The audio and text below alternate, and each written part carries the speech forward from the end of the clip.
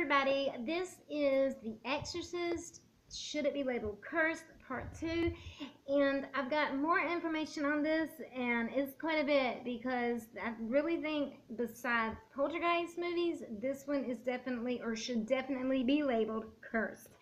Alright, first off, the first thing I should have talked about was, this movie is based on a true story. I don't think that all the stuff that took place in it definitely wasn't part of the true story, but the origin of this movie was in 1971. There was a boy that was possessed, and he was in a Catholic hospital.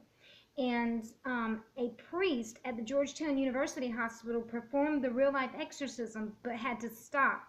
When the boy managed to get free from his restraints, he pulled out a bed spring from his mattress and slashed one of the priest's arms. It said that William Blatty wrote the novel of The Exorcist, but the family of the boy asked him to please change the character to a girl to kind of like protect the boy's identity, of course. And he did. He changed it to a female, which is Reagan in the movie. And later the boy grew up. He eventually, later on in life, retired from NASA. It says, while filming one of the possession scenes, Linda was thrown, or Reagan, the character Reagan, was thrown out of bed when a piece of a rigging broke, causing her to injure her back. Just like Ellen Burstyn, who played Reagan's mother. She injured her back as well. It said after the film's release, Linda received so many death threats that the studio had to hire bodyguards to escort her for the next 6 months. And there is something in here I have that Linda Blair spoke about. It says that newspapers reported that moviegoers were so frightened on the movie, the evil, the possession, and all the stuff in the movie, talking about there was subliminal, or sublingual, something like that.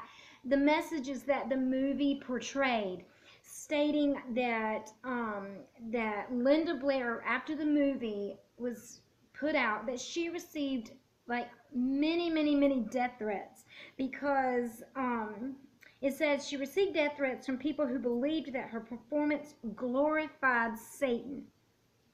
Really? I mean, this is a 15-year-old girl. She's an actress. She played the role. But I don't believe in any way, shape, or form this girl is glorifying Satan, okay? She states, and this is quoted, "It was so controversial, so of course I am the very pinnacle of all of that. So it all becomes my fault. Headlines sell papers, whether positive or negative, and in this case it was very difficult for a 15-year-old girl." And so therefore, for 6 months after the film was released, she had to have bodyguards. Okay, let me see. Okay, let me go back to the front. Alright, so in 1987, I told you about Mercedes McCambridge, who voiced the demon, Pazuzu. She was the voice of the demon. Yeah, very creepy. And her son taking his own life, and his children and his wife. It says some of the movie's post-production editing was done in 666 Fifth Avenue, New York, and claims that the reel of the film actually was possessed by a demon. During the film's production, a set night watchman and a set refrigeration attendant, they both died. They said nothing strange happened on that street, though, after that, and it said maybe because the evil of the film felt comfortable there. You think? It says there was a cameraman's unexpected stillborn baby, and a security guard's death. There's a lot of deaths associated with this. Jack McGowan died a month before the film's release. His character, Burt Dennings, that he played, Burt Dennings was the character that he played. He also died. He died after the film, and his character died in the film too. Um, the star Linda Blair, who played Reagan, had a mental breakdown. I'm sure she did. It said during a scene where she was thrashed around on the bed, Linda's harness broke, causing permanent injury to her spine. And I said a little bit about that a few minutes ago.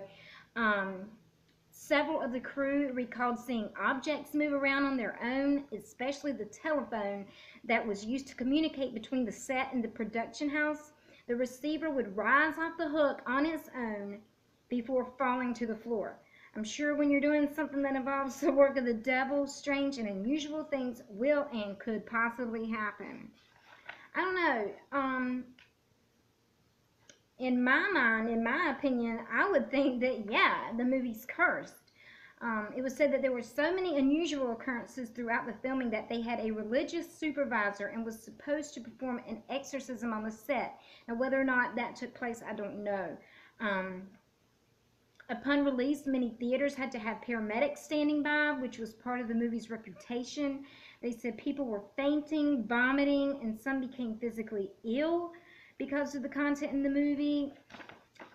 Yeah, there's quite a bit of stuff, and it's very sad to me about the character or the actress Linda Blair. She was only 15 years old, and she had to deal with those death threats. Yes, I have to say, in my opinion, that possibly this movie was cursed. I very much think that Poltergeist was cursed. That's just my opinion. There's too many things that took place to say that I don't think it's cursed, because it was just some really horrific things. The next movie that I think I would do a video on may be The Omen. That's got some pretty interesting things in that as well. But yeah, I really wanted to do this video a couple of days ago, but like I said, it's not been a good time this past week. But anyway, I really enjoy doing this. I hope you like this. I hope you like knowing about this stuff. I hope this is an incentive for you to go watch these movies. A few of the ones I did, you can go look it up on YouTube, and they're on there, like the ones on Facebook that I posted, 1 through 10. A lot of those are up there. One of my favorites is Psycho and Rosemary's Baby. Classics. I love them. But anyway, next week I will probably do The Omen and Rosemary's Baby, and I hope you check them out. I hope you find these interesting. If you do, let me know. Please leave comments to tell me to yes, keep doing them, or to please stop. And just let me know your opinion on it. And if you think, by the information I told you on these movies, if you think they're cursed or not, please leave me a comment in the comment box, and please subscribe. All right, y'all. I'll see you later. Bye.